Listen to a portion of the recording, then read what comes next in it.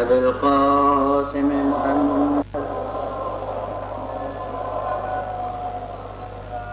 خاتم النبيين وآله الطيبين الطاهرين المعصومين.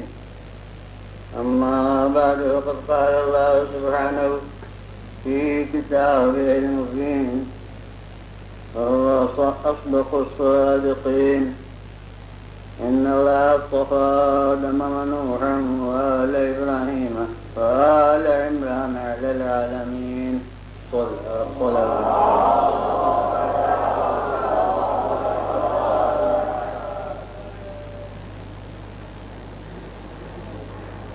سورہ آل عمران کی آیت. یقیناً اللہ نے چنا آدم کو، نوح کو اور آل ابراہیم کو اور آل عمران کو، تمام جہانوں کو.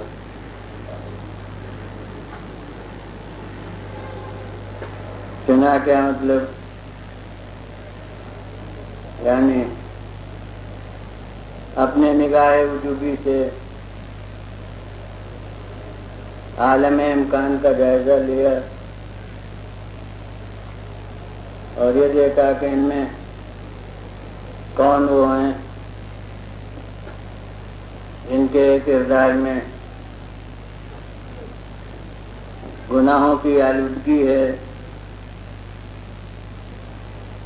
خطاؤں کی علائش ہے، تو ان سب کو چھوڑا اور جنہیں پایا کہ وہ صاف ہیں، شفاف ہیں، ان میں کوئی داغ دھبا نہیں ہے، انہیں نکال لیا، انہیں منتخب کر لیا اور انہیں منصب عطا فرمایا. اب یہ آلودگی اور یہ داغ دھبے، جیسا میں نے کہا کہ غلط کرداری کے ہیں، ان سے بری ہونے کا نام ہے معصوم ہونا. لیکن اب کل جو سوال اٹھایا گیا وہ یہ ہے کہ گناہوں سے بری ہونے کا کیا مطلب ہے؟ عدم وقوع یا عدم امکان، یعنی یہ کہ گناہ ہوئے نہیں اور ہوتے نہیں، یا کہ گناہ ہونا ممکن نہیں. اگر بس یہ ہو کہ گناہ نہیں ہوئے اور نہیں ہوتے تو کوئی عقلی ضمانت اس کی نہیں ہے کہ آئندہ بھی نہیں ہوں گے. فرض کیجیے کہ ہمارے مشاہدے میں گناہ نہیں ہوئے تو کوئی ضمانت اس کی نہیں ہے کہ ہمارے مشاہدے کے حدود کے آگے بھی واقعیت میں گناہ نہیں ہے. تو یہ گناہوں کا نہ ہونا یہ صرف ہماری لا علمی کا اظہار ہے، اس میں کوئی مضبوط بنیاد اس علم کی نہیں ہے کہ یہ گناہوں سے بری ہے. تو وہ لا علمی کی حد وہ ہے جیسے میں نے کہا کہ ہر مومن پر جنازہ میں ہم یہ گواہی دیتے ہیں کہ ہمارے علم میں اس کا کوئی گناہ ہے. وہ چاہے کچھ گناہوں کا علم بات ہوتا رہا ہو، لیکن اس وقت پر آ کے یہی کہو، اس لیے کہ گناہ تو ہم نے دیکھے مگر یہ کہ توبہ نہیں کی یہ ہم نے نہیں دیکھا. اور جب امکان توبہ ہے تو علم گناہ نہیں رہا. لہذا اب تو ہر ایک کے لیے تاکہ یہی کہو بشرطے کہ مومن ہے کہ لا نعلم منہ الا خیرا، سوا اچھائی کے ہمیں اور کوئی علم نہیں ہے. تو یہی بات اگر منصب داران الہی کے لیے بھی ہو کہ ہمارے علم میں کوئی گناہ نہیں، تو پھر یہ اس کی ضمانت کہاں ہوگی کہ واقعاً بھی گناہ نہیں. تو یہ تو پھر عصمت کوئی صفت واقعی نہیں رہی، یہ تو ہماری لا علمی سے وابستہ چیز ہو گئی. تو وہاں تک عدالت ہو سکتی ہے، وہ عدالت نہیں جہاں مقدمے لے جاتے ہیں، وہ عدالت جو امام جماعت میں کرتے، وہ امام جماعت میں تو ہمارے فقہ کے لحاظ سے کرتے، اور گواہ میں عدالت محکمہ شرع میں جو گواہی کے لیے آئے قابل قبول ہو وہ بنص قرآن کیونکہ ہے کہ ذوی عدل منکم، لہذا بلا تفریق فرقہ وہاں وہ عدالت معتبر. تو وہ عادل ہونے کی تو حد ہو سکتی ہے، معصوم ہونے کی حد نہیں ہو سکتی. تو اس لیے یہ تصور غلط کہ عصمت کے معنی ہیں نفی وقوع. اب دوسرا رخ یہ، دوسرا پہلو یہ کہ نفی امکان کہ ممکن نہیں. ہاں اب عقلی طور سے اگر ممکن نہیں تو یہ بنیاد ہے اس علم کی کہ ہاں ہے معصوم. اب یہ علم کی بنیاد ہو سکتا ہے، یقین کی بنیاد ہو سکتا ہے، لہذا جزو عقائد جزو دین بن سکتا ہے کہ یہ معصوم. لیکن اگر ممکن نہیں تو اب ممکن نہیں کہ کیا یہ مطلب ہے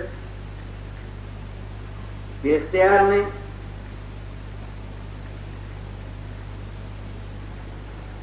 یعنی ممکن نہیں کہ معنی ہے کہ گناہ نہیں ہو سکتا، تو جب گناہ نہیں ہو سکتا تو یعنی یہ گناہ نہیں کر سکتا. جب یہ گناہ نہیں کر سکتا تو اس کے معنی ہے کہ اس کو اختیار گناہ نہیں. ناممکن ہے کہ یہ ارادہ گناہ کا کرے تو اس کے معنی ہے کہ بے بس ہے. تو نفی اختیار ہے. تو اب میں نے اس کے سلسلے میں کل جو پہلو عرض کیے تھے وہ یہ کہ اگر نفی اختیار ہے یعنی وہ قدرت کی طرف سے سانچہ ہی ایسا بنا ہے کہ وہ کر نہیں سکتا گناہ، تو ظاہر ہے کہ پھر اللہ جو سانچہ بنائے گا وہ ایسے ہی ہوگا کہ بس اس کی پسند کے کام ہو اور اس کے ناپسند کوئی کام نہ ہو، کسی درجے پر بھی کوئی ناپسند کام نہ ہو. تو پھر انبیاء میں کر کے اولا کیوں کر ہوا؟ وہ الگ بحث ہے کہ گناہ کہاں کسے کہتے ہیں ترک اولا، کسے کہتے ہیں مگر ترک اولا. کوئی تو چیز ہوتی ہے کہ اللہ اس پر کہتا ہے کیوں کیا، اللہ کہتا ہے یوں ایسا کیوں نہ کیا، اس پر تنبیہیں ہوتی ہیں کیوں کیا. بسا اوقات اسے اپنے معیار پر گویا جیسے سزائیں ملتی ہیں کہ کیوں کیا. تو اگر وہ بجبر الہی ہے عصمت، تو پھر انبیاء سے وقوع ایسی باتوں کا کیوں ہوا؟ وقوع دلیل امکان ہے. اگر امکان ہی نہیں ہے تو وقوع کیوں کو ہوا؟ پھر اگر اللہ کی طرف سے سانچہ ہے اسی میں انبیاء ڈھلتے ہیں تو پھر انبیاء میں فرق مراتب کیوں ہے؟ قرآن مجید نے کیوں کہا ہے کہ تلک الرسل فضلنا بعضهم علی بعض، یہ پیغمبر ہیں جن کو بعض پر فضیلت حاصل ہے، تو فضیلت کیوں ہے اگر سب ایک ہی سانچے میں ڈھلے ہوئے ہیں؟ اس کے بعد پھر آخر کلام میں نے کہا کہ جس انداز میں تعریفیں ان کے کردار کی ہوئی ہیں معصومین کے، ان تعریفوں کا لب و لہجہ بتا رہا ہے کہ یہ ان کا پہلے اختیاری ہے۔ تو اب جیسے یہ دو متضاد چیزیں ہو گئی عقلی طور پر، یعنی نفی امکان کے معنی ہیں سلب اختیار،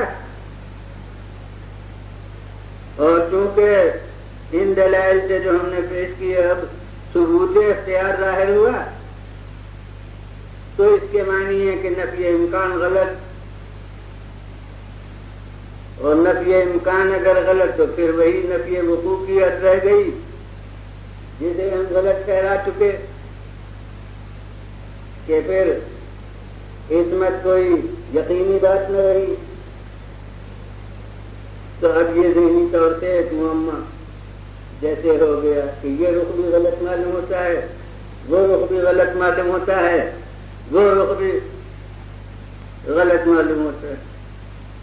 تو اب میں نے خلاصہ کل شک کے بیان کا عرض کر دیا، کیونکہ وہ تو مشاہدہ بتاتا ہے کہ بہت سے حضرات وہ ہیں جو کل نہیں ہوں گے، نہیں کل نہیں تھے یا قبل کی تاریخوں میں نہیں تھے، وہ تو ماشاءاللہ مجمع کی حد ظاہر کرتی ہے ارتقا کو کہ وہ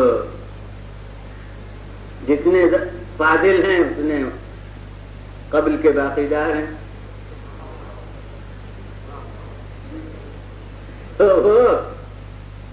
ان کی خاطر سے کچھ سلسلہ کلام کر دینا پڑتا ہے ہر دن۔ تو اب یہ کیوں کر حل ہو مسئلہ؟ میں کہتا ہوں یہ مسئلہ حل ہو اگر اس کے قبل کا ایک مسئلہ حل ہو جائے۔ وہ قبل کا مسئلہ یہ ہے کہ اس طبقے کا ذکر نہیں ہے کہ جو اللہ کے لیے عدل ضروری نہیں سمجھتا، جس نے اصول دین سے عدل کو خارج کر لیا ہے، ان کی تو یہ بات سمجھ میں نہیں آئی ہے پہلے ہی۔ یعنی وہ کہتے ہیں کہ قادر مطلق ہے،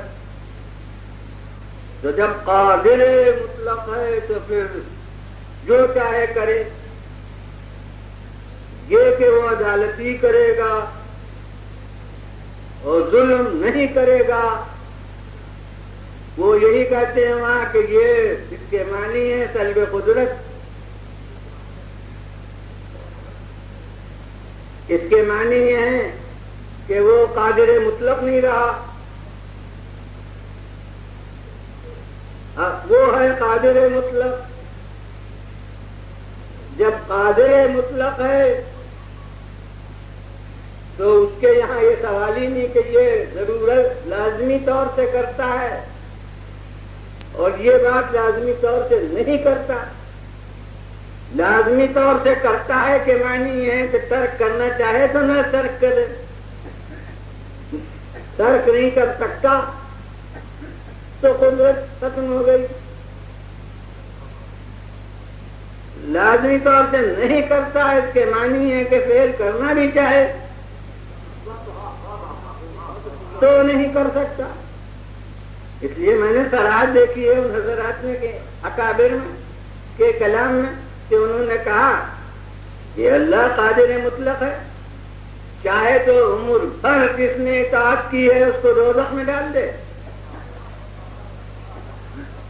اور جس نے عمر بھر نافرمانی کی ہے اسے بیچ سے عنبر سرشت میں داخل کر دے۔ یہ تصور ہے قدرت الہی کے بارے میں جو مبنی ہے شاہان خود مختار کے اقتدار پر۔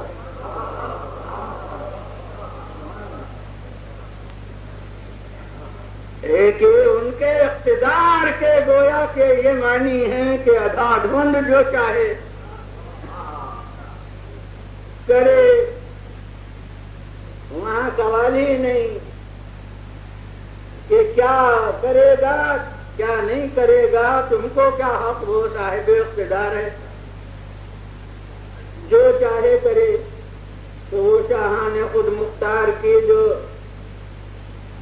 مطلق العنان اقتدار کی نمائش ہے، اس پر قیاس کیا جاتا ہے اللہ کی قدرت کا۔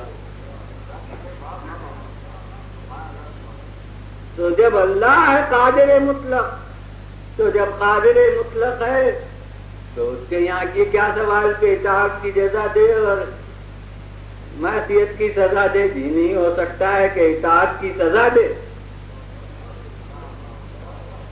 اور معصیت کی جزا دے دے۔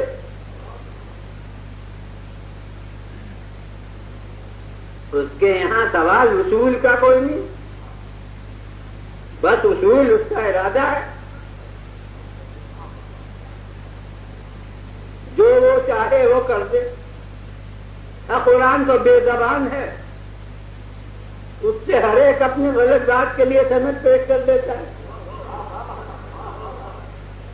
تو کہا دیکھیے قرآن میں ہے کہ لا یسأل عما یفعل وہم یسألون، مجھ سے پوچھے ہی نہیں جا سکتا جو وہ کرتا ہے کہ کیوں کیا، ہم سے پوچھا جا سکتا ہے۔ تو اس کے معنی یہ ہے کہ اس سے کوئی جواب طلب ہی نہیں ہو سکتا کہ وہ یہ کیوں کرتا ہے اور کیوں نہیں کرتا، جو چاہے کرے۔ دیکھیے قرآن کی آیت کو اپنے مطلب کے لیے کیسا منتخب کر لیا، اسی لیے تو قرآن کو کافی سمجھنے میں کوئی خطرہ نہیں تھا۔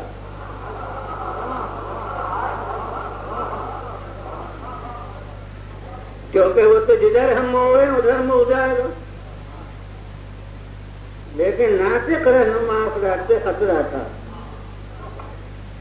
کہ یہ تو ہمیں موڑیں گے جدھر چاہیں، سنگے خود نہیں موڑیں گے ادھر جدھر ہم موڑیں۔ تو اب خالق کے یہاں اس لیے انکار عدل ہو گیا، قدرت کی بنا پر انکار عدل۔ دیکھیے پابند سمجھنا کہ وہ عدالتی کرے گا، یہ اس کی قدرت کے منافی ہے۔ جب وہ قادر مطلق ہے تو پھر عدالت کا پابند اسے بنانا غلط ہے۔ یہ ہے تصور کہ جس نے عدالت کو فہرست سے اصول دین کی خارج کیا، اس کی سمجھ میں پھر عصمت کے معنی بھی نہیں آنا چاہیے۔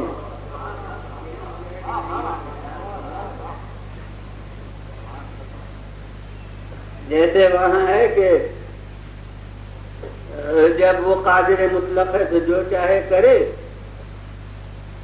اگر وہ عادل ہے تو اس کے معنی یہ ہے کہ پابند ہے، تو قدرت ختم ہو گئی۔ تو ویسے ہی وہ یہاں سمجھیں گے کہ اگر معصوم ہے تو اس کے معنی ہے کہ اختیار سلب ہو گیا۔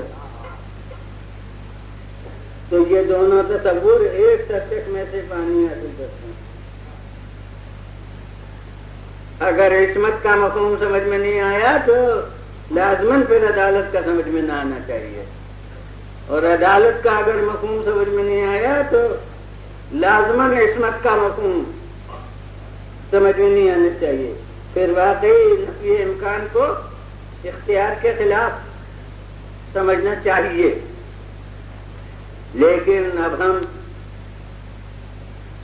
جو قادر مطلق بھی مانتے ہیں اور پھر عادل بھی مانتے ہیں.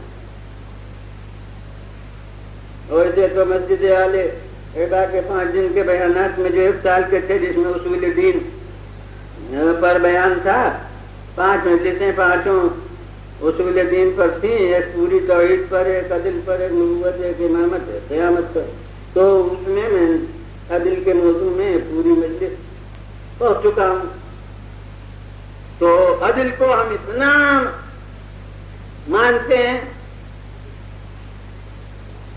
کہ میں نے عرض کیا تھا کہ جتنے اصول دین ہیں بعد کے، سب کی بنیاد عدل پر.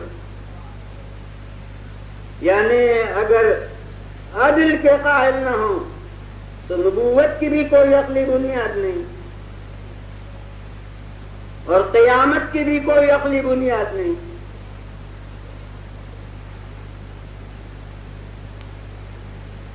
نبوت کی بنیاد اس پر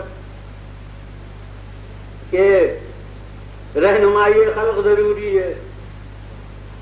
جب اللہ کے لیے کوئی بات ضروری ہی نہیں تو وہ بے رہنما کے چھوڑ دے تو کون فرض ہے؟ لہذا اگر عدالت نہیں رہی تو نبوت کی کوئی عقلی بنیاد نہیں. اور حضور قیامت کی بنیاد جزا و سزا پر، اور یہ جزا و سزا تو وہ چیز ہے، ارے جزا کا تو دنیا میں تصور ہی نہیں. سزا تو یہ جہاں مقدمات پیش ہوتے ہیں اس کا نام دنیا نے بھی عدالت رکھا ہے. یعنی پاداش عمل سب سے نزدیک نتیجہ عدالت ہے. چاہے وہاں عدالت ہوتی نہ ہو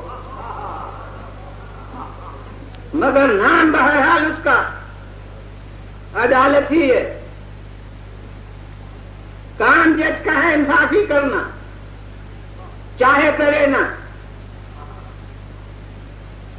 منصف کے معنی ہی انصاف کرنے والا. تو صاحب جزا اور سزا بتقاضائے عدالت ہے،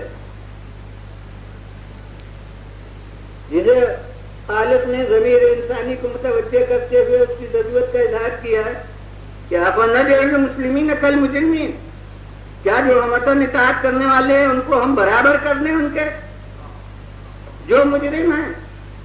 یعنی وہ کہنا چاہتا ہے کہ غور کرو تو خود تمہاری عقل اس کو قبول نہیں کر سکتی کہ سب کے ساتھ ظالم سلوک کیا جائے. یعنی وہ ظلم ہے.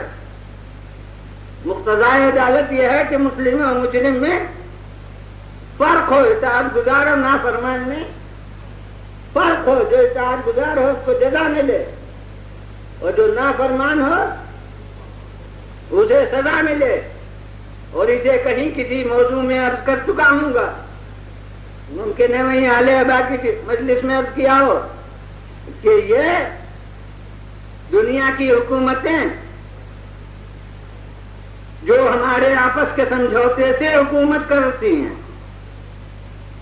یہ دنیا کی حکومتیں ان کے یہاں سزا تو ہے، جزا نہیں ہے. ایک دفعہ خلاف ورزی قانون کر دیجئے تو عدالت نے بلائے کہ مقدمہ چلے گا اور سزا دی جائے گی، یا بغیر مقدمہ چلائے سزا دی جائے گی. ایک دفعہ اگر مخالفت قانون کر دیجئے اور امور موافقت قانون کیجئے تو جزا کوئی نہیں. کہیں گے وہ تو تمہارے رعایا ہونے کا تقاضا ہے. دنیا کی حکومتوں میں تو سزا ہے، جزا نہیں. اور یہ خالق کریم جس کی ذاتی حکومت ہے، وہاں یہ کہ اگر معصیت کرو گے تو سزا ہوگی، اور اگر اطاعت کرو گے تو جزا ہوگی۔ اور ابھی سے تفصیل سے تو عرض کرنا نہیں ہے، مگر پوری ذمہ داری کے ساتھ عرض کرتا ہوں کہ جو سزا کا اعلان ہے وہ ٹل بھی سکتا ہے، لیکن جو جزا کا اعلان ہے وہ ٹلنے والا نہیں۔ صلی علیہ وسلم۔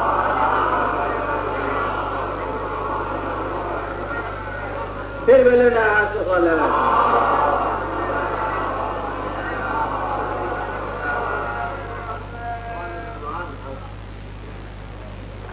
تو ہم عدالت کو ایسی بنیادی چیز سمجھتے ہیں، لیکن وہ سوال تو یہاں بھی ہے، عدالت کے معنی وہی سوال یہاں ہے کہ یہ معنی ہے کہ ظلم کرتا نہیں، یا یہ معنی ہے کہ ظلم کر سکتا نہیں۔ اگر یہ معنی ہے کہ ظلم کرتا نہیں تو یہ کوئی ضمانت نہیں ہوئی کہ ظلم نہیں ہوگا، اور اگر یہ معنی ہے کہ ظلم کر سکتا نہیں تو پھر وہ بات قابل غور ضرور ہے کہ قدرت میں صدمہ تو نہیں پہنچا۔ اس کے معنی یہ ہیں کہ وہ قادر نہیں رہا۔ تو یہاں یہ سوال اگر حل ہو جائے تو وہ پھر عصمت کے مسئلے میں وہاں بھی حل ہو جائے گا۔ اور ایک جملہ کہہ دوں جس کی شرح بہت طویل نہیں ہو سکتی ہے، اگر شرح کی جائے کہ میں کہتا ہوں کہ بس عالم وجود میں جو کمال نقطہ کردار ہے اس کا نام عدل ہے، اور عالم امکان میں جو کمال نقطہ کردار ہے اس کا نام عصمت ہے۔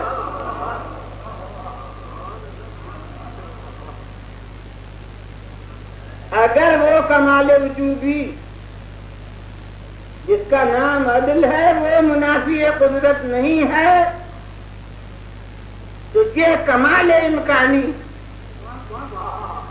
جس کا نام عصمت ہے یہ بھی منافی اختیار نہیں ہے، بس لفظیں وجوب امکان کے فرق سے بدل گئی ہیں۔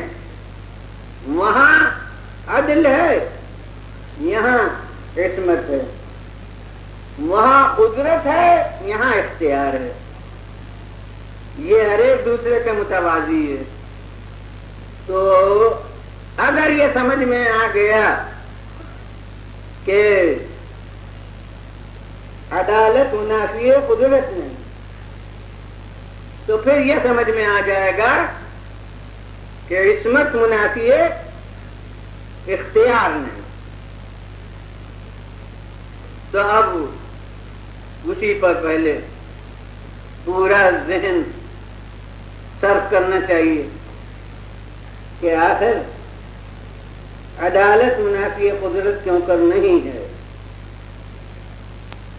تو یاد رکھنا چاہیے کہ نفی قدرت اس وقت ہوتی ہے جب فاعل کی طاقت کے عجز سے عدم امکان ہو، طاقت کے کمی سے جو عدم امکان ہو وہ قدرت کے سلب کا ثبوت ہے۔ پر کیجئے کہ 10 من کا پتھر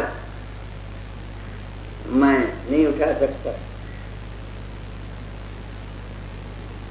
تو اس کے معنی میری طاقت کم ہے۔ کوئی بڑی طاقت والا ہو وہ اٹھا لے، میری طاقت کم ہے، لہذا کمی طاقت کی وجہ سے یہ عاجزی پیدا ہوئی ہے، اور یہ عاجزی نقص قدرت ہے۔ اس کے معنی ہے کہ مجھے قدرت نہیں ہے اس کام کے انجام دینے پر، لیکن ایک عدم امکان ہوتا ہے جو بتقاضائے کمال ہوتا ہے.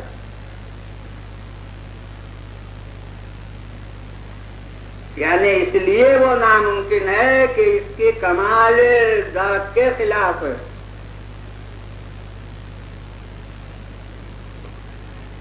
اب ظاہر ہے کہ اب اس کی مثال تو کوئی ہے ہی نہیں خالق کی. لیسا کمثلہ شیء. لہذا میں سمجھانے کے لیے اب ناقصی مثال پیش کر سکتا ہوں. مثال ہمیشہ ناقص ہوگی. کہتا کوئی آپ سے کہے میرے متعلق کہ ہم نے انہیں دیکھا کہ شالباف کے کپڑے پہنے ہوئے جس میں لٹکا بھی لگا تھا، وہ بندر روڈ سے جا رہے تھے. تو آپ کہیں گے ناممکن، ناممکن، ہو ہی نہیں سکتا. تو حضور والا کیا یہ آپ کے نزدیک نہیں ہو سکتا؟ یہ اس بنا پر ہے کہ میری طاقت اتنی نہیں ہے کہ میں شالباغ کے کپڑوں کا بوجھ اٹھا سکوں. کیا اس لیے کہ میرے پاس پیسہ اتنا نہیں کہ میں لٹکا پٹکا اس میں لگا سکوں. یعنی یہ ناممکن جو آپ کہہ رہے ہیں یہ قدرت کی بنا پر نہیں کہہ رہے ہیں. یہ مطلب نہیں ہے کہ میں چاہوں تو کر ہی نہیں سکتا، بلکہ آپ کے نقطۂ نظر سے میں جس منزل پر ہوں اس منزل کے خلاف ہے یہ کام. لہذا میں ارادہ ہی نہیں کروں گا. حالانکہ میں ہمیں نقص ہوں، مگر آپ کے نقطۂ نظر سے جس حد تک کے کمال کی منزل پر ہوں اس کمال کی منزل کے یہ مطابق نہیں ہے. لہذا آپ سختی کے ساتھ کہتے ہیں ناممکن. تو یہ عدم امکان نقص قدرت کا نتیجہ نہیں ہے، بلکہ اس کے لیے کہ میرے درجہ کمال کے خلاف ہے جو آپ کے نزدیک ہے.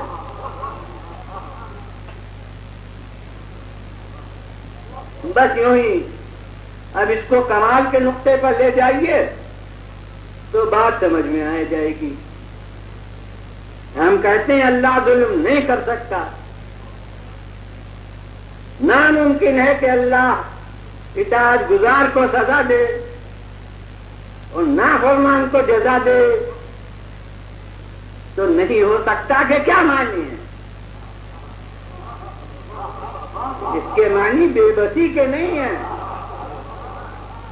اس کے معنی قدرت کی کمی کے نہیں ہیں. اس کے معنی ہے کہ اس کی شان الوہیت کا تقاضا یہ نہیں ہے.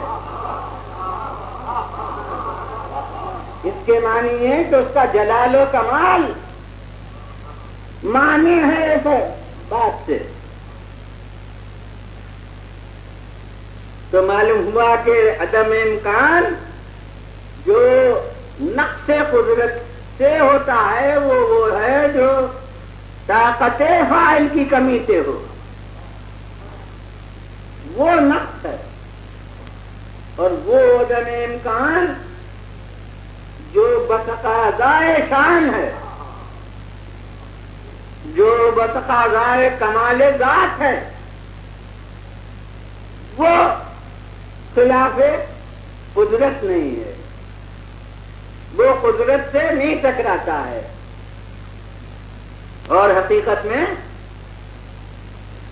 فعل کی بلندی بتناسب فاعل ہوتی ہے.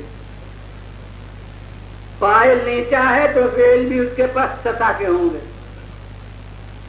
اور فاعل جب اونچا ہے تو فعل بھی اس کے کام بھی اس کے اونچے ہوں گے. تو خالق ایک ہے اس کی ذات، ایک ہے اس کے افعال،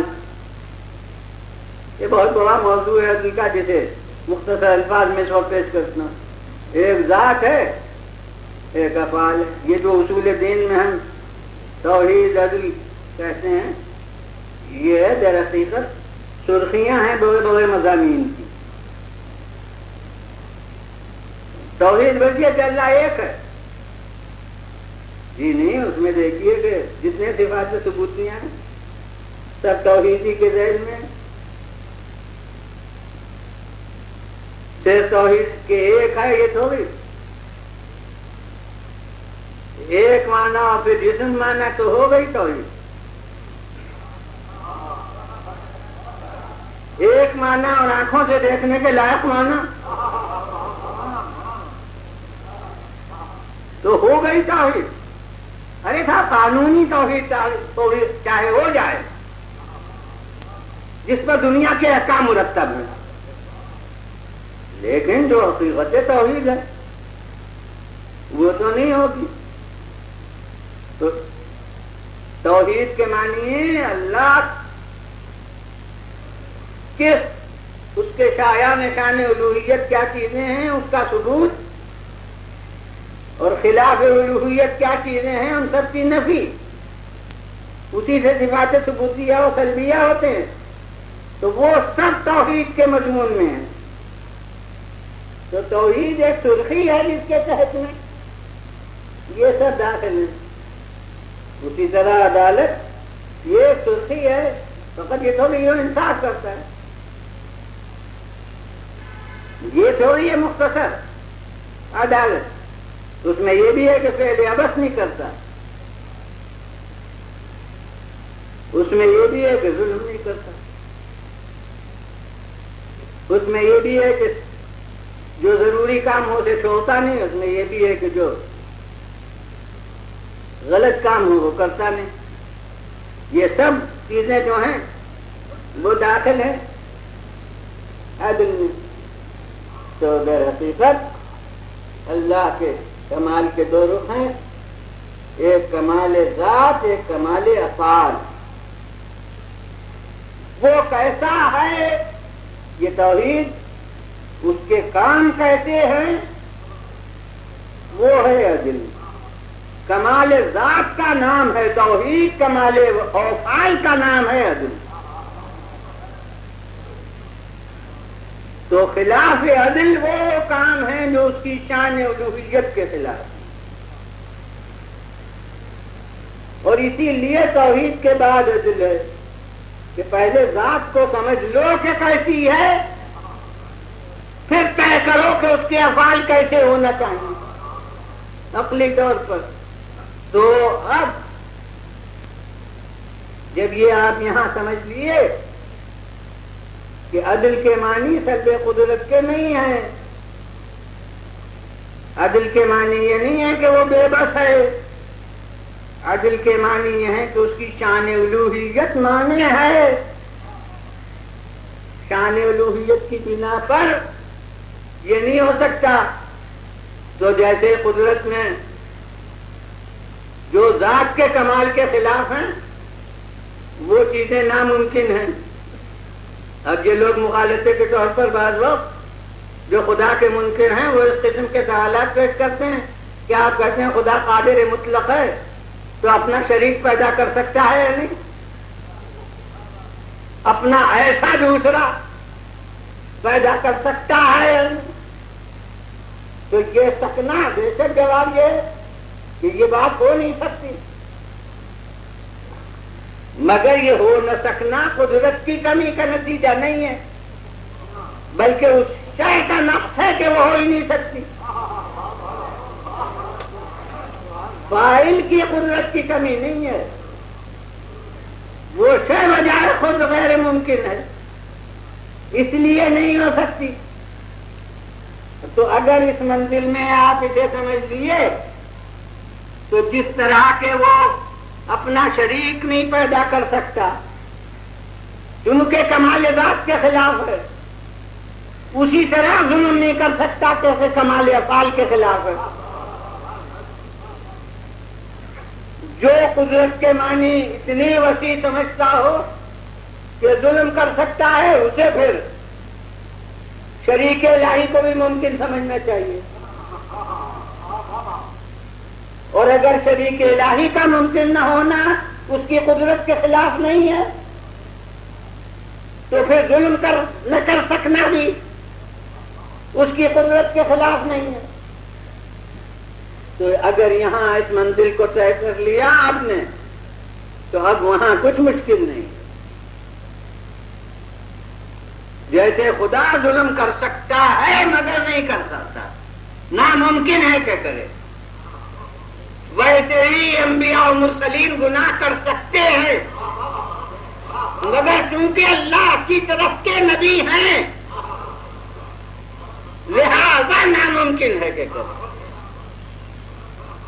وہ بھی یہ نہیں پھر وہی کہ یہ نہیں کہ نبی بنایا ہے اس لیے نہیں ممکن، بلکہ اللہ نے انہیں اس لائق سمجھا کہ نبی بنائے، تو حقیقت میں ان کا گناہ کر سکنا یہ اللہ کے معاذ اللہ جہالت کی دلیل ہے کہ اس نے غلط شخص کو منتخب کر لیا۔ اگر اللہ کے یہاں غلطی ناممکن ہے تو جسے اس نے منتخب کیا اس سے بھی گناہ نہیں ہو سکتا۔ سویا دیجیے بولے نارا،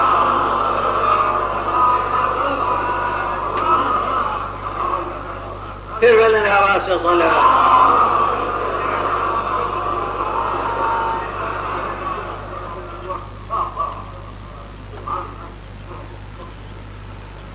اور حقیقت میں شرف انسانی وابستہ ہے بے اختیار اطاعت سے، ورنہ اگر غیر ارادی اطاعت کرانا ہوتی تو خلقت انسان کی ضرورت ہی نہیں تھی۔ اللہ کی اطاعت کرنے والوں کی کمی نہیں ہے۔ قرآن مجید کہہ رہا ہے للہ یسجد من فی السماوات و من فی الارض، آسمان و زمین میں جتنے ہیں سب سجدہ ریز ہیں اللہ کی بارگاہ میں۔ اور دوسری جگہ لہو اسلم من فی السماوات والارض، اس کے لیے اسلام لائے ہوئے ہیں وہ سب جو آسمان و زمین میں ہیں۔ دعا ہلال میں آپ پڑھتے ہیں ایھا الخلق المطیع الدائب السریع فی مرضات اللہ، ایھا الخلق المطیع الدائب السریع فی مرضات اللہ، اے مخلوق جو جان کھپائے ہوئے ہے اللہ کی اطاعت میں، مگر یہ اطاعت غیر ارادی ہے، یہ اطاعت ہے لازمی طور سے تقاضائے فطرت کو پورا کرنا۔ اللہ نے جس دائرے میں ان کو چلایا ہے اس دائرے میں چلتے رہیں گے، اللہ نے جس راستے پر ان کو لگایا ہے اس راستے پر وہ لگے رہیں گے۔ یہ اطاعت ہے جو تمام کائنات کر رہی ہے۔ اگر ایسی اطاعت کرنا ہوتی تو پھر انسان کی کیا ضرورت تھی؟ وہ تو تمام دنیا اطاعت کر رہی ہے، اور کیا یہ انسان یہ اس طرح کی اطاعت سے بری ہے؟ ارے انسان کا بچہ جو دنیا میں آیا وہ چاہے جس مسلک کے آدمی کے یہاں پیدا ہو، چاہے اقرار خدا کرنے والے کے یہاں پیدا ہو، چاہے انکار خدا کرنے والے کے یہاں پیدا ہو، مگر جو اس کی طرف سے تقاضے ہیں ان پر عمل کرتا ہوا آئے گا۔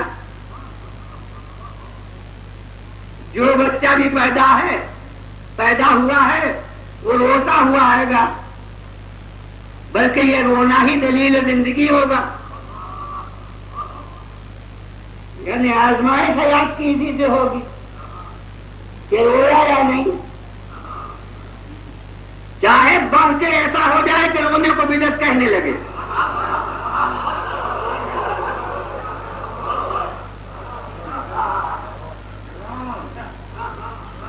مگر اس وقت ایسی سنت کا پابند ہو کے آئے گا کہ روئے گا ضرور، اور جب ذرا پڑے پرواز نکلے اپنے ہاتھ منہ کا ہو گیا تب بھی اس طرح کی کاٹ جب کیا نہیں کر رہا ہے.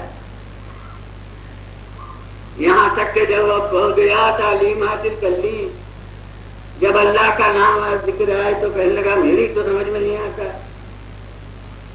آج کل ایک فیشن ہو گیا ہے, گویا فلسفی ہونے کا ثبوت یہ ہے کہ کہے میری تو ابھی تک سمجھ میں اللہ کا وجود نہیں آیا, لیکن جب کہہ رہا ہے کہ اللہ کا وجود سمجھ میں نہیں آیا اس وقت بھی کیا اس اطاعت سے بری ہے؟ اور یہ زبان سے کہہ رہا ہے کہ وہ نہیں مانتا, مگر خون کی گردش اس کی اطاعت کر رہی ہے, سانس کی رفتار اس کی اطاعت کر رہی ہے, دل کی دھڑکن اس کی اطاعت کر رہی ہے.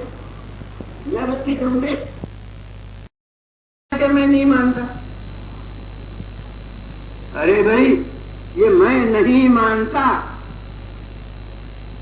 نفی تو یہ جملہ اس وقت بنے گا جب جملہ ختم ہوگا, لیکن ادھر میں نہیں مانتا کی نیم شروع ہوئی اور ادھر اقرار ہو گیا اس کے وجود پر کہ اگر وہ نہیں تو یہ زبان کہاں سے آئی, اگر وہ نہیں تو یہ گردش کہاں سے آئی.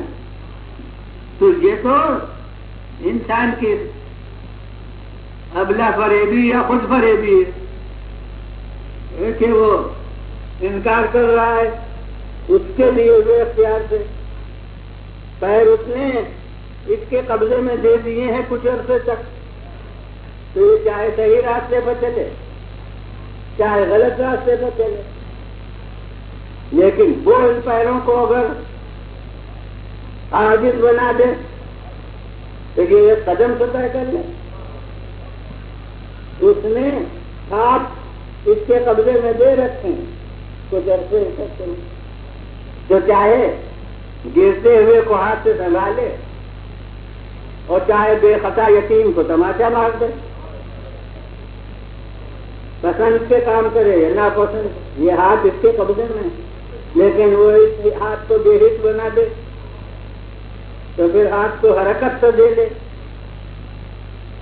زبان اس نے کچھ عرصے تک کے لیے دہن میں اس کے تابع اختیار بنا دیے, لہذا یہ چاہے کہے کہ مانتا ہوں اور چاہے کہے کہ نہیں مانتا ہوں, لیکن وہ اس زبان کو خاموش کر دے تو یہ بات تو کر لے. جیسے شاید کبھی کہیں عرض کر چکا ہوں گا کہ اس زمانے میں ہم نے ایک ملک سے یہ سنا, ارے ہم تک دور 7 سمندر پار کی باتیں تو ہمیشہ پروپیگنڈے کے رو میں آتی ہیں, جیسا مناسب ہوا جس وقت ویسی خبریں آئیں تو ہمیں پورے طور سے یقین نہیں کہ کب ہوا کیا ہوا کس نے کیا کہا. سنتے آئے کہ کسی ملک والوں نے اعلان کیا کہ ہم نے خدا کو اپنے ملک سے نکال دیا, تو حضور زبان ان کے منہ میں کہتے ہیں کہ ہم نے نکال دیا, لیکن وہ نکل بھی گیا.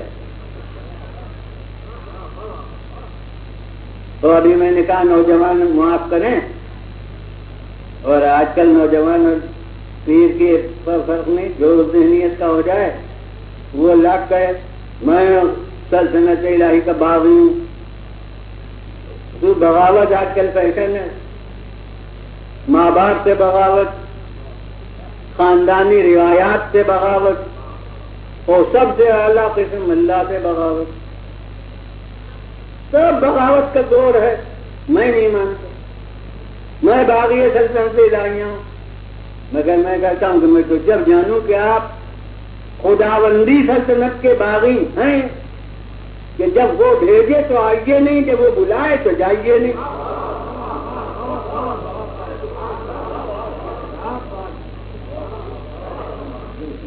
تب میں سمجھوں کہ واقعی آپ باغی ہیں.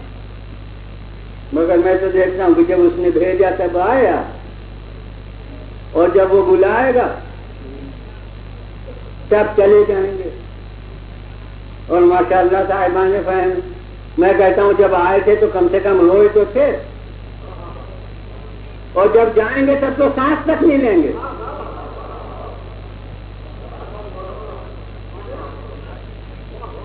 چپ کے چلے جائیں گے۔ یہ ہے اس انسان ضعیف البنیان کی دعوی بغاوت کی حقیقت۔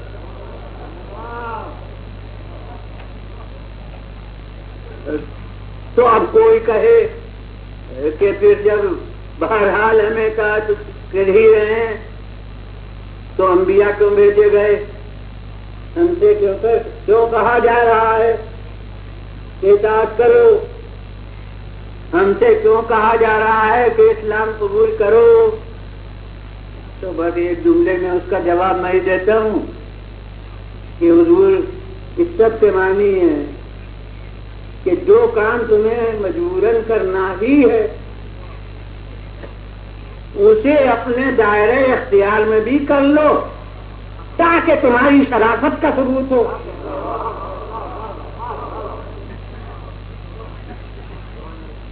ورنہ اگر اختیاری اطاعت نہیں کرو گے تو جتنی جبری اطاعت ہمیں لینا ہے وہ تو لے ہی لیں گے۔ بس فرق یہ ہے کہ اگر شرافت انسانی کو نبھانے کے لیے اختیاری طور سے اطاعت کرو تو جزا کے حقدار ہوگے، اور اگر جبری ہم نے جو اطاعت لے رہے ہیں کائنات سے اس طرح تم نے بھی اطاعت کی تو تمہیں جزا کا کوئی استحقاق نہیں۔ تو معلوم ہوا کہ شرافت انسانی وابستہ اختیار سے،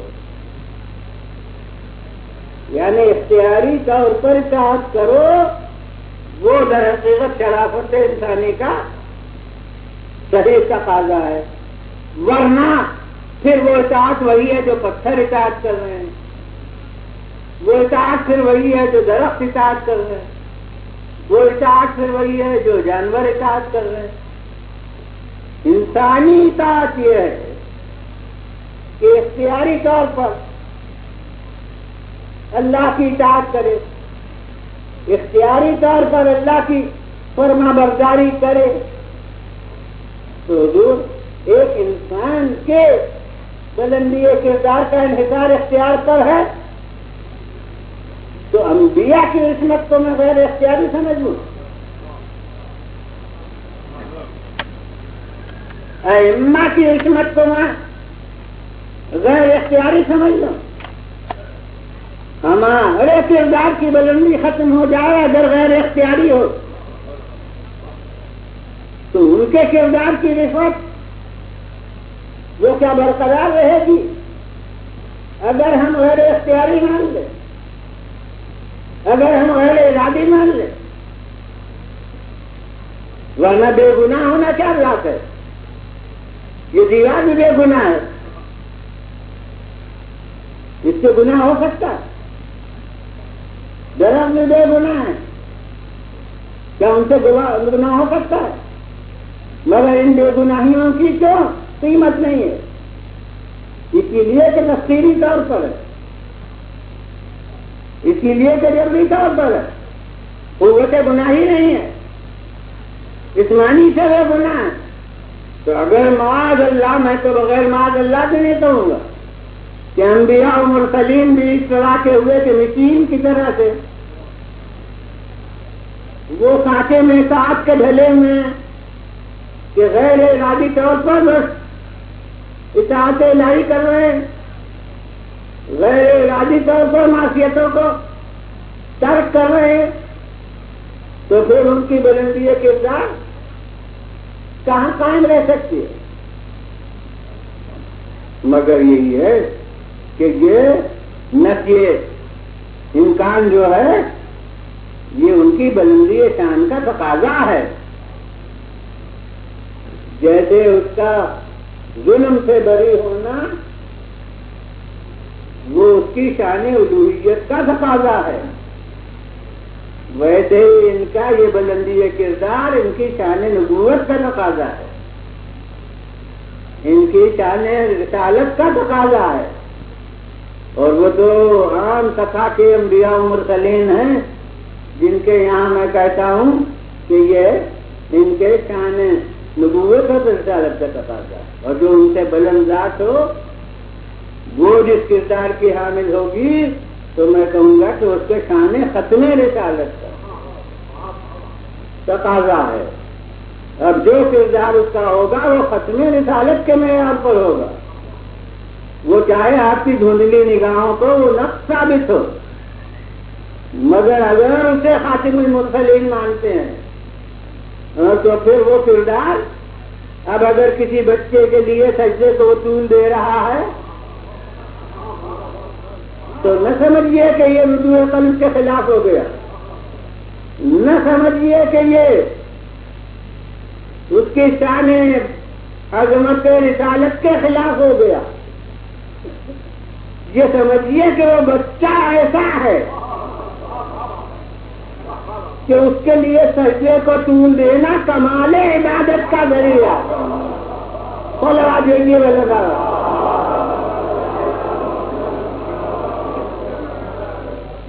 پھر غلط آواز تو کھولا۔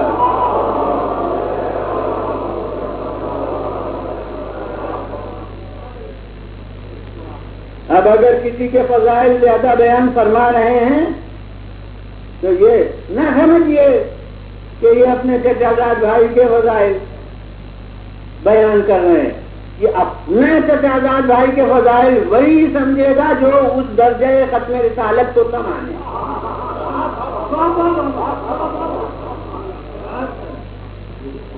اور اگر آپ اس ختم رسالت کی منزلت کو مانے ہوئے ہیں تو آپ کو ماننا پڑے گا کہ وہ چچازاد بھائی وہ فقط چچازاد بھائی نہیں ہے،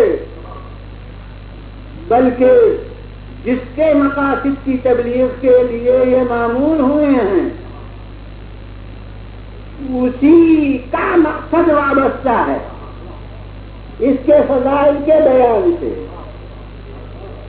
اور اگر پیغمبر کے لیے اس کے فضائل کا بیان یہ مقاصد الہی کی تکمیل کا ذریعہ ہے تو ہمارے لیے بھی پھر اس کے فضائل کا تذکرہ عبادت ہوگا۔ کھولوا دیجیے وغیرہ۔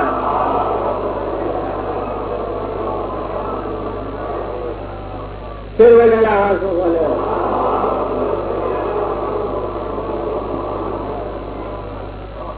اور اسی لیے انہیں رسول کی تین عبادتوں کے طریقے بتانا بھی انہیں کا کام تھا بحیثیت کے رسول۔ دنیا والوں نے تو رسول کی زندگی کا بھی بٹوارا کر لیا ہے بشر اور رسول میں، کہ کچھ باتیں باعتبار رسالت ہوتی ہیں، کچھ باتیں باعتبار بشریت ہوتی ہیں، تو اس پر اس وقت بحث کرنا نہیں ہے، اس موضوع کو چھیڑنا نہیں ہے، مگر میں کہتا ہوں صرف ایک سوال، اور وہ یہ کہ عبادت کے طریقے جو بتائیں گے وہ بتقاضائے بشریت ہوں گے یا بتقاضائے رسالت؟ یہ عبادت خدا سے متعلق چیز ہے، اپنے گھر سے متعلق چیز ہوگی، تو عبادت سے متعلق جو بات بتائیں گے وہ تو بشان رسالت ہوگی، بتقاضائے پیغمبری ہوگی، وہ بتقاضائے بشریت ہو ہی نہیں سکتی۔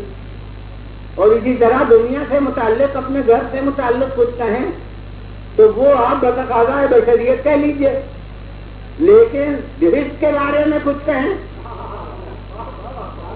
تو وہ کیا بتقاضائے بشریت ہوگا؟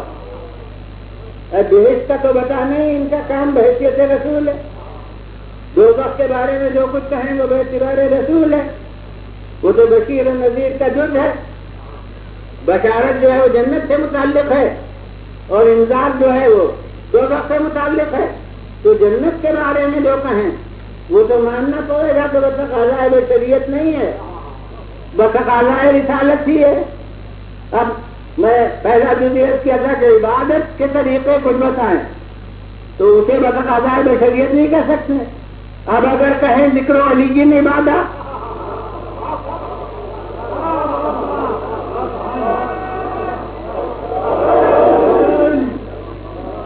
تو ابھی سے آپ بشریت کا تقاضا نہیں کہہ سکتے؟ اگر من استماع الی ذکر علی، جو سنے علی کا ذکر غور سے اس کا کوئی ثواب بیان کرے تو وہ عزائے بشریت نہیں ہو سکتا. اگر کہیں کہ النظر الی وجہ علی عبادت، علی کے چہرے پر نظر عبادت ہے، تو یہ بتا عزائے بشریت نہیں آ سکتی. یہ تو عبادت کے طریقے بتا رہے ہیں. تو اگر نماز کا بتانا بتقاضائے رسالت ہے تو یہ عبادت کا جو طریقہ بتا رہے ہیں یہ بھی بتقاضائے رسالت ہے. تو یہ تو نوعیت سلام خود بتاتی ہے کہ یہ بحیثیت بشر نہیں ہے، بحیثیت رسول ہے. اور اب میں اپنے بہت ہی سچی علم کے معیار پر بھی آپ کو سمجھا سکتا ہوں کہ قرآن بھی اللہ تو نہیں ہے، کلام اللہ ہے. مگر قرآن کا پڑھنا عبادت ہے یا نہیں؟ قرآن کا سننا عبادت ہے یا نہیں؟ حروف قرآن پر نظر عبادت ہے یا نہیں؟ یہ سب عبادت ہیں. حروف قرآن پر نظر بھی عبادت ہے، چاہے پڑھنا ہو، یعنی کوئی انپڑھ ہو حروف قرآن پر نظر کرے تو وہ بھی ایک عبادت ہوگی. اور اسی لیے حافظ قرآن ہو تو اس کو بھی حفظ پڑھنے میں اتنا ثواب نہیں ہے جتنا ناظرہ پڑھنے میں ثواب ہے. کیونکہ حفظ پڑھنے میں صرف زبان مصروف عبادت ہوگی، اور ناظرہ پڑھنے میں زبان بھی مصروف عبادت ہے اور نگاہ بھی مصروف عبادت ہے.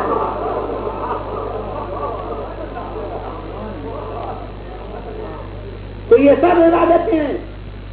اب میں کہتا ہوں آپ صاحب فہم غور کرے کہ قرآن پر نظر کیوں عبادت، قرآن کا پڑھنا کیوں عبادت، قرآن کا سننا کیوں عبادت؟ اس لیے کہ یہ تعلیمات الہی کا مجموعہ ہے. اگر قرآن کو سنے گا تو تعلیمات الہی گوزد ہوئے، اگر قرآن کو پڑھے گا تو تعلیمات الہی کا ذکر ہوا، اگر قرآن کے حروف پر نظر کرے گا تو تعلیمات الہی نگاہ سے گزریں گے، مقصد الہی پورا ہوگا. اسی لیے تو یہ نظر بھی عبادت، سننا بھی عبادت اور حروف کو نگاہ کرنا بھی عبادت. تو میں کہتا ہوں کہ اگر تعلیمات الہی کا جو لفظی مجموعہ ہے اس کا پڑھنا عبادت، سننا عبادت، حروف پر نظر کرنا عبادت، تو وہ ہستیاں جو تعلیمات الہی کا عملی مرقع ہوں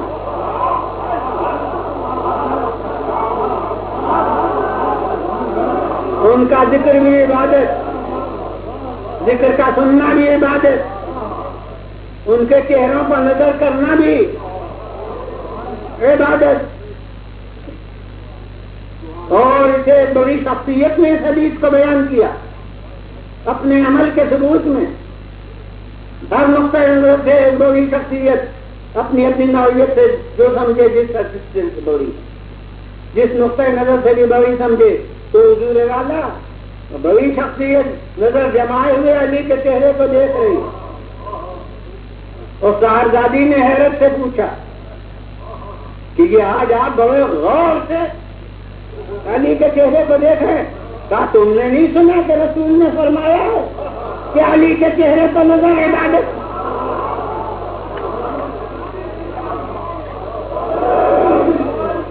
صلوات دیجیے بولے گا.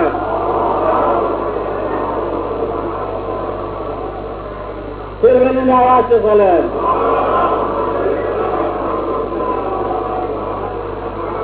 اور حضور تعلیم کے جدید طرح سے وہ ماشاء اللہ مجمع میں وہ حضرات بھی ہوں گے کہ جو تعلیم کے مدرس ہیں. یعنی آج کل طالب وہ بھی تو ہوتے ہیں جو معلمین کی تربیت کرتے ہیں، طریقہ تعلیم سکھاتے ہیں. تو وہ اس پر میں کی بات ہے کہ جدید رجحان یہ کہ تعلیم بلا واسطہ نہیں دینا چاہیے. اس کی انگریزی لفظیں وہ حضرات یاد کرنی چاہیے. میں اپنی زبان میں کہتا ہوں کہ بلا واسطہ تعلیم نہیں دینا چاہیے، بغیر راہ راست یعنی بل واسطہ تعلیم دینا چاہیے. کیا مطلب؟ بلا واسطہ اور بے واسطہ اور با واسطہ. اس کا مطلب یہ ہے کہ وہ جو ہمارا پرانا طریقہ تھا کہ تختی لکھی ہو حروف کو رٹو یاد کرو, الف ب ت سے یاد کرو, یا جو حروف کو ہے جائے وہ یاد کرو, تو یہ تو براہ راست تعلیم ہے پرانا. اور وہ بالواسطہ تعلیم ہے کہ نہیں حروف یاد نہ کراؤ سبق کے طور پر, وہ پھل دکھاؤ جن میں وہ حرف آتے ہیں. تو وہ جو حرف اس کے نام میں ہوگا وہ یاد ہو گیا. وہ تصویریں دکھاؤ ان کی, وہ پوچھے گا یہ کون ہے, بتاؤ گے تو وہ حرف اس کو یاد ہو گئے. یعنی وہ سمجھے گا کہ میں تصویریں دیکھ رہا ہوں, اور اس ذہن میں ہو جائے گی تعلیم. یہ زیادہ ذہن نشین ذریعہ ہے, یہ طے ہوا ہے کہ یہ بہت اچھا ذریعہ. میں کہتا ہوں دنیا 1400 برس کے بعد یہ سمجھیے. اور خدا اور رسول اس وقت جانتے تھے. وہ جو قرآن سنایا جاتا تھا وہ تو بلا واسطہ تعلیم تھی, اور جو صورتیں لکھائی جاتی تھی تو لگا دیجیے میرے نام.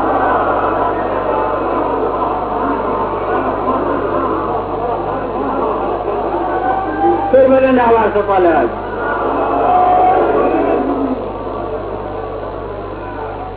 اور اسی لیے دنیا حیرت کرتی ہو, اتنی حدیثیں بدل, اتنے بیان بدل, اتنا ذکر. میں کہتا ہوں یہ تو ہے. ایک دفعہ وہ سبق پڑھایا جاتا تھا اور 10 دفعہ صورت دکھائی جاتی تھی تاکہ وہ ذہن نشین ہو جائے. اور بس اب زیادہ طول دینا نہیں ہے سرکار والا. اب دنیا سمجھیے کہ یہ زیادہ ذہن نشین کرنے کے, اور اب ہر ایک مشاہدہ کر سکتا ہے کہ قرآن کی آیتیں سب پہنچائیے کہ نماز پڑھو نماز پڑھو اقیم الصلاۃ. تو نماز کی اہمیت اتنی ذہن میں قائم ہوتی ہے یا جب صفین کے میدان میں علی کا مسلح بچھا دیکھا,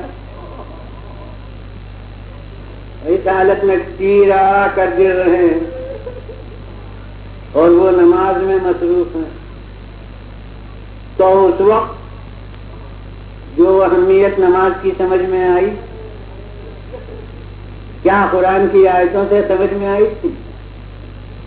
اور اس واقعے میں میرے دیا کا ثبوت موجود ہے کہ حضرت ابن عباس کوئی معمولی آدمی نہیں, یہ حافظ قرآن ہے, مفسر قرآن ہے.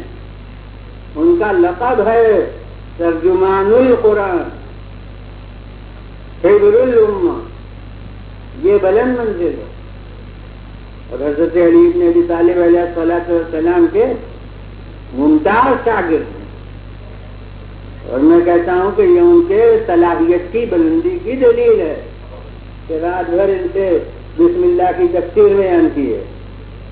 امیر المومنین, یہ حرکت و ناقت کا ظرف ایسا نہیں تھا کہ علی اس کو پاس بٹھا کے رات بھر ایک آیہ قرآن کی تفسیر بیان کرے. تو وہ حدیث پوری نیت کرنا ہے, وہ ابن عباس سے مخاطب ہو کر فرمائی ہے تو بڑی بلند منزل. تو جب حافظ قرآن ہے, مفسر قرآن ہے, تو قرآن کی سب آیتیں پیش نظر ہیں. لیکن کردار علی اگر اسی حد تک ہوتا تو تعجب کیوں ہوتا؟ تعجب دلیل ہے ایک ایسے نمونے کے پیش ہونے کی جو اب تک ذہن میں نہیں تھا.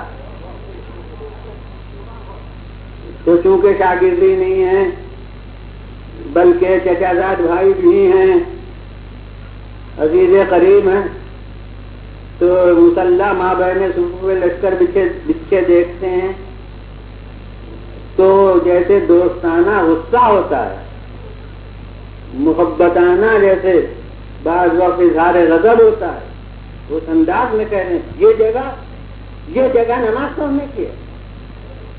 تیز تو آ کے پیسہ دے رہے ہیں, اور آپ نماز پڑھو نہیں آپ اس طرح جو ہے تلخی کے ساتھ تلخی کے ساتھ یہ طرح کہہ رہے ہیں.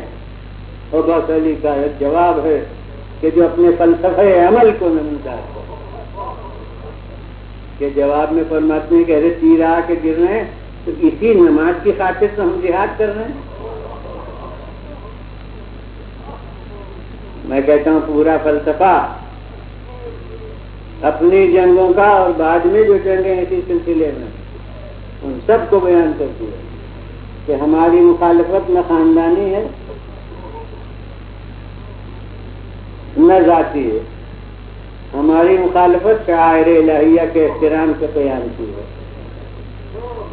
کیونکہ ہمارا فریق مخالف شعائر الہیہ کے احترام کو ختم کر رہا ہے تو ہمیں اسی کے مقابلے میں یہ جہاد کرنا ہے.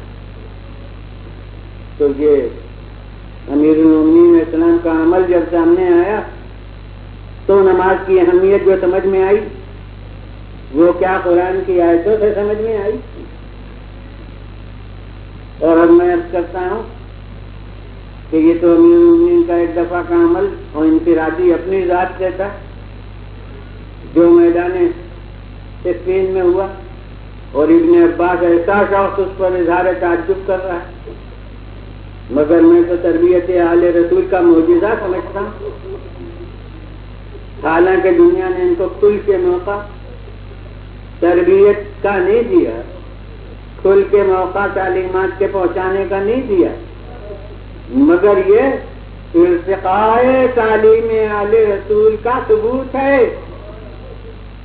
کہ وہاں حضرت ابن عباس ایسا تھا اور وہ عمل کو ایمان کے دیکھ کر اظہار تعجب کر رہا تھا اور کربلا میں ابو ثمامہ ساعدی اب خود تحریک کر رہے ہیں.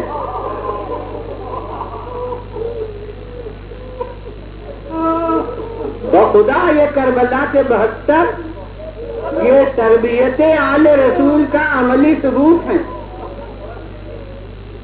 کہ دیکھو خاموشی میں یہ کیسے افراد کو ڈھالتے ہیں کردار کے سانچے میں اور اس سے دنیا لمحہ فکریہ قائم کر سکتی ہے کہ اگر اس پورے سلسلے کے افراد کو دنیا کھل کر فرائض ادا کرنے کا موقع دیتی تو کیسے مسلمان دنیا میں پیدا ہوتے.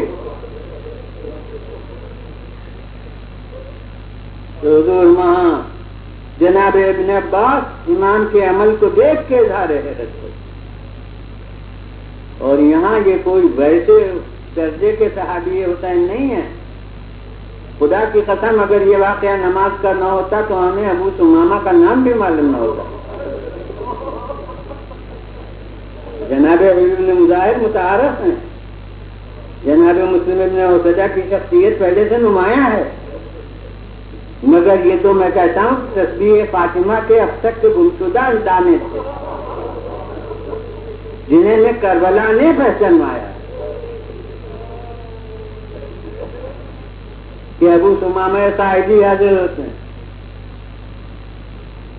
اور محسوس ایسا ہوتا ہے کہ جیسے جہاد ہو رہا ہے اور آفتاب پر نظر ہے اور کوشش اس کی ہے کہ مولا کہنے نہ پائیں اور ہم اپنے ذوق اطاعت کا نذرانہ پیش کر دیں. اس کا نتیجہ یہ ہے ظاہر ہے کہ ہر سال ایک دن اس کا تذکرہ ہوتا ہے تو زیادہ تر اجزا وہی ہوں گے جو عرض کر چکا ہوں گا کہ نماز ظہر کا وقت سب سے مشکل ہے جناب کیونکہ ہر نماز کا تعلق احساس سے ہے. مغرب کی طرف کی سرخی چلی جائے مشرق کی طرف کی تو وہ آنکھوں سے دیکھی جا سکتی. صبح جو سحری نمودار ہو جائے وہ آنکھوں سے دیکھا جا سکتا مگر یہ ظہر کی نماز یہ تو آفتاب یہ خط نصف النہار ہے. خط نصف النہار کوئی لکیر کی چیز تو نہیں وہ تو ایک خط موہوم ہے جس کے بعد آسمان کے 2 حصے ہو گئے، ایک مشرق اور ایک مغرب. تو یہ خط نصف النہار، اور اسے معمولی درجے کے ریاضی داں بھی جانتے ہوں گے بچے بھی، کہ خط وہ ہے جو طول میں تقسیم ہوتا ہے، چوغان میں تقسیم نہیں ہوتا. چوغان میں تو جزو لائق جزا ہوتا ہے، ناقابل تقسیم. اگر چوغان میں تقسیم ہو جائے تو سطح ہے، خط نہیں. خط تو کہتے ہی ہوتے ہیں کہ چوغان میں اس کی تقسیم نہ ہو، اور یہ آفتاب کی گزرگاہ چوغان ہے، اس کی لمبان نہیں ہے. غیر محسوس خط اور وہ جزو لائق جزا. اور جب تک آفتاب ادھر ہے زوال نہیں ہوا، وقت نماز کا نہیں ہے. اور جب آفتاب اس خط کو پار کر کے ادھر آ گیا تو زوال ہو گیا. اتنا نازک کے معصوم سے پوچھا گیا کہ حل دخلا وقت الظہر، کیا ظہر کا وقت آ گیا؟ حضرت نے فرمایا لا نعم، نہیں ہاں. حضور یہ تو سمجھ میں نہیں آیا، نہیں بھی اور ہاں بھی. آپ نے جب تک تم نے سوال کیا نہیں آیا تھا، جب تک میں نے جواب دیا وہ آ گیا. اتنی نزاکت ہے. اب مجھے تو یہی لفظیں ملتی ہیں کہ اب ایک نگاہ غیر معصوم کی عصمت دیکھیے.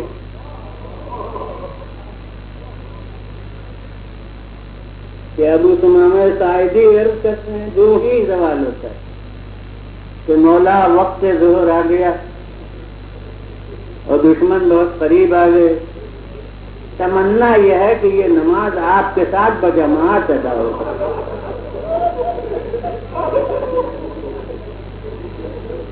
اور اب امام جواب میں یہ نہیں فرماتے کہ ہاں آ چکا ہے وقت،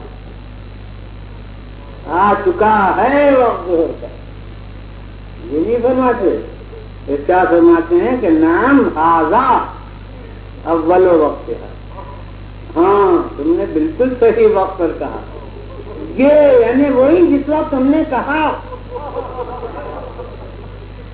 یہی اول وقت ہے. تو اسی سے یہ سوال نہیں کیا جا سکتا کہ امام نے خود کیوں نہیں حکم دیا، کیونکہ جب تک انہوں نے کہا ہے اس وقت تک تو وقت ہی نہیں آیا تھا، اور جس وقت انہوں نے کہا وہی وقت تھا. تو اس کے بعد امام فرماتے ہیں کہ اچھا ان سے کہو کہ اتنی دیر کے لیے جنگ روک لے.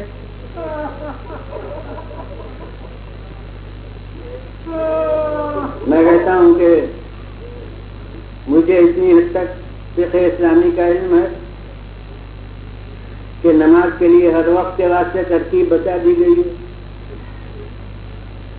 نماز کے ادا کرنے کے لیے جنگ رکنے کی ضرورت نہیں، مگر میرا دل تو یہ کہتا ہے، میرے ضمیر سے یہ فیصلہ یہ ہے کہ اگر یہود سے مقابلہ ہوتا تو انتوائی جنگ کی درخواست نہ کی جاتی، اگر نصارہ سے مقابلہ ہوتا تو انتوائی جنگ کی درخواست نہ کی جاتی، کیونکہ بد نصیبی سے نام نہاد مسلمانوں سے مقابلہ ہوتا. تو یہ انتوائی جنگ کی درخواست نہ تھی، یہ ضمیر اسلامی کو بیدار کرنے کی امکانی کوشش تھی. جب مہلت نہیں دی گئی تو امام نے اپنے عمل سے ثابت کر دیا کہ دیکھو ہم نماز ادا کرنے میں تمہاری مہلت کے محتاج نہیں، یہ تو تمہاری شرافت اسلامی کا امتحان تھا. اب تم نے مہلت نہیں دی تو دیکھو تو صحیح جو نماز ہو اور بجماعت. تو کس صورت سے کہ 2 صحابی سامنے کر دیے جاتے ہیں، سعید ابن عبداللہ حنفی اور زہیر ابن قین، اور فرمایا جو تیر آئے اپنے اوپر روکو. مسلمان دیکھیں کہ ایک وقت میں ان کی نمازیں یوں ہوئی اور مسلمان فقط نہ دیکھیں، عزاداران حسین دیکھیں۔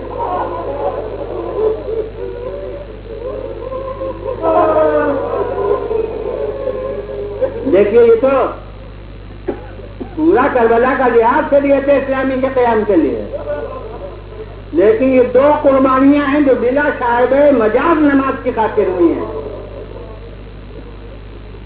تو جس نماز کے لیے مولا اپنے ایسے دو جانبازوں کو قربان کر دیں، اس نماز کو ہم اپنے عمل سے پامال کریں تو حسین ہمیں اپنا دوست سمجھ سکتے ہیں، حسین اپنا صحیح عزادار ہمیں سمجھ سکتے ہیں۔ ادھر نماز ہو رہی ہے، ادھر تیر کھائے جا رہے ہیں۔ کسی کو حق نہیں ہے کہ وہ یہ سمجھے کہ ان دونوں آدمیوں نے نماز نہیں پڑھی۔ کون کہہ سکتا ہے کہ جب تیر کھانے کو جھکے تو رکوع نہیں کر لیا؟ کون کہہ سکتا ہے کہ جب سیدھے ہوئے تو قیام نہیں کر لیا؟ کون کہہ سکتا ہے کہ اشاروں سے سجدہ نہیں کر لیا؟ مگر ہاں یہ ضرور ہے کہ اس جماعت میں شریک نہیں ہوئے جو مولا کے پیچھے تھی۔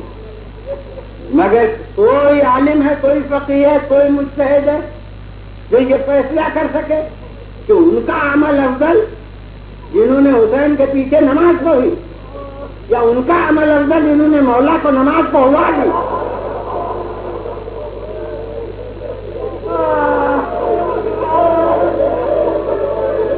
ماشاء اللہ، ارجوکم اللہ، بس زیادہ مطالب اب نہیں عرض کروں گا۔ صورت واقعہ یہ بتاتی ہے کہ اثناء نماز ہی میں تیر اتنے کھا لیے تھے کہ اب کھڑے ہونے کی طاقت نہ تھی، مگر یہ قوت ارادی تھی کہ طے کر کے کھڑے ہوئے تھے کہ مولا نماز پڑھے، تو جب تک امام نے سلام نہیں پھیرا سعید زمین پر نہیں گرے۔ ادھر امام نے سلام پھیرا اور ادھر سعید زخموں سے چور زمین پر گرے اور مو کر پوچھا تو یا ابا عبداللہ، جو مولا میں نے حق وفا ادا کر دیا؟ امام نے فرمایا ہاں ہاں بے شک تم نے حق وفا ادا کر دیا، جزاک اللہ خیرا، اللہ تمہیں جزائے خیر عطا فرمائے۔ اس طرح اپنے کمال عمل کی سند لینی چلتے وقت کہ مولا نے یوں جزائے خیر کی دعا کی اور بس ارباب اعضاء بس اب آخری حصہ ہے کلام کا کہ یہ تو ظہر کی نماز تھی، جو شان سے ہوئی۔ اب کتب مقاصد بتاتے ہیں تاریخ میں تو اسی نماز کا ذکر ہے، مگر کتب مقاصد میں پھر نماز عصر کا بھی بیان ہے کہ مولا نے وقت فضیلت پر پھر عصر کی نماز پڑھی ہے، مگر اہل عزا اب اس عصر کی نماز کی پوری حالت میں نہیں بیان کرتے،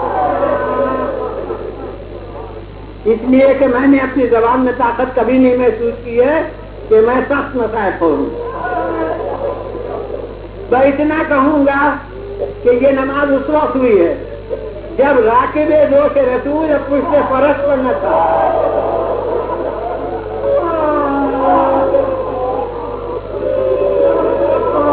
اب تو زمین گرم کربلا پر سے جب یہ نماز ہوئی، پر ایک خصوصیت اور کہ اب اس نماز میں جماعت نہیں تھی۔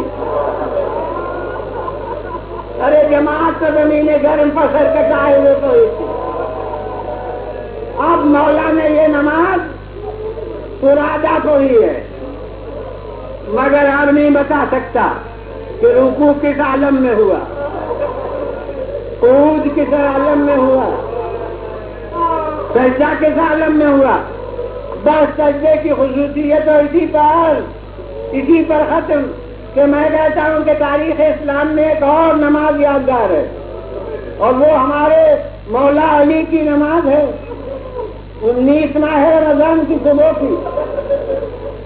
میں تو کہتا ہوں یہ باپ کی میراث تھی، باپ کے سر کا خنجر بھی تلوار بھی نماز میں پڑی اور بیٹے کے گلے پر خنجر بھی نماز میں پھیرا۔ یہ بات کی میراث تھی، وہ ان کی صبح کی نماز تھی، یہ ان کی عصر کی نماز ہے. مگر خود بارگاہ میرے مومنین میں عرض کروں گا کہ مولا آپ کی نماز بھی تاریخی، آپ کا سجدہ بھی تاریخی، مگر میرے مولا یا امیر المومنین آپ کو سجدے سے سر اٹھانے کا موقع ملا، مگر حسین نے تو بس سر سجدے میں رکھ دیا، پھر خدا کی قسم انہوں نے نہیں اٹھایا.